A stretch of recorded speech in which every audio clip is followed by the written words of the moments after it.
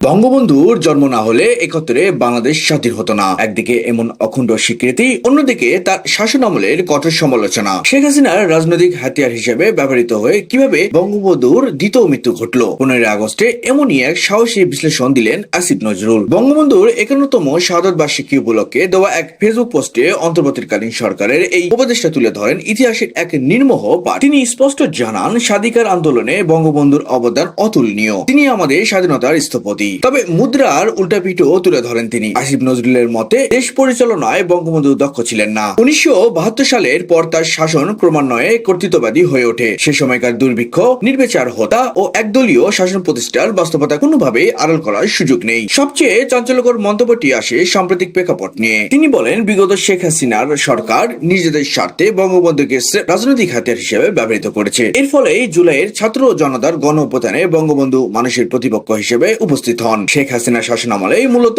বঙ্গবন্ধুর দ্বিতীয় মৃত্যু ঘটে। এতসব তীক্ষ্ণ পর্যালোচনার পরও ১৯৭৫ সালের ১৫ আগস্ট সপরিবারে নিহত হওয়ার মর্মান্তিক ঘটনা স্মরণ করে এই নেতার প্রতি গভীর শ্রদ্ধা জ্ঞাপন, ভালোবাসা ও দোয়া জানিয়েছেন আসিফ নজরুল।